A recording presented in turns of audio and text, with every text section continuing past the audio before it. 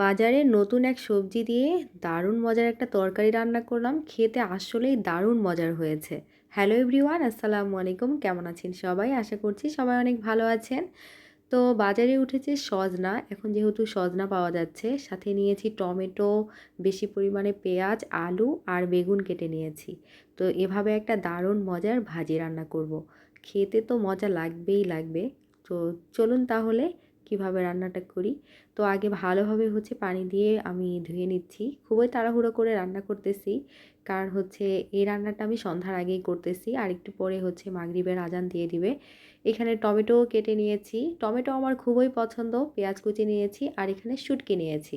শুটকিটা আগে আমি ভেজে নিব, তারপরে তরকারিতে দিব। আমার আম্মু সবসময় শুটকি দিয়ে ভাজি রান্না করলে এভাবেই করে। এভাবে কিন্তু শুটকি ভাজি করলে দেখা যায় যে শুটকি থেকে একটা দারুণ ফ্লেভার বের হয়। এটাতে আমার খুবই ভালো লাগে। অনেকে আবার গরম পানি দিয়ে ধুয়ে পেঁয়াজ দিয়ে ভেজেও রান্না করে। এভাবেও করা যায়, কিন্তু এভাবে করলে আমার কাছে বেশি ভালো লাগে। তাই আমি এভাবে কড়াইতে ভেজে নিচ্ছি। যখন একটা শুটকি থেকে দারুণ একটা ফ্লেভার আসবে, তখন চুলাটা অফ করে দিয়ে শুটকিগুলো পরিষ্কার পানি দিয়ে ধুয়ে নিতে হবে। আর এই তরকারিটা আমি একেবারে হাতে মেখে রান্না করব। এজন্য ছোট্ট একটা কড়াইয়ের মধ্যে সবজিগুলো ধুয়ে নিচ্ছি। দেখতেই পারতেছেন আমি বেশি পরিমাণে কিন্তু রসুন আর পেঁয়াজ কুচি দিয়েছি। কাঁচামরিচ দিয়ে রান্নাটা করব। একদমই কোনো গুঁড়ামরিচ অ্যাড করব না এখানে। হলুদ গুঁড়া দিয়ে দিলাম, জিরার গুঁড়া দিয়ে দিয়েছি, পরিমাণ মতো সরিষার তেল দিয়ে দিলাম। এবার আসল রান্না তো এখানেই। হাতে মাখিয়ে নিতে হবে ভালোভাবে। রান্না করতে করতে কিন্তু এখানে অর্ধেক রান্নাটা হাতের মধ্যেই হয়ে যাবে। আমার কাছে তো এভাবে বেশ ভালো লাগে। আমার আম্মু সবসময় এভাবে হাতে মেখে রান্না করে। আর উপর দিয়ে দিয়ে দিলাম পরিষ্কার পানি দিয়ে ধুয়ে নিয়েছি শুটকিগুলো দিয়ে ঢাকনা দিয়ে এখন অপেক্ষা করব টমেটোগুলো দেওয়ার জন্য। কারণ টমেটোটা আগে দিচ্ছি না, নাহলে গলে যাবে।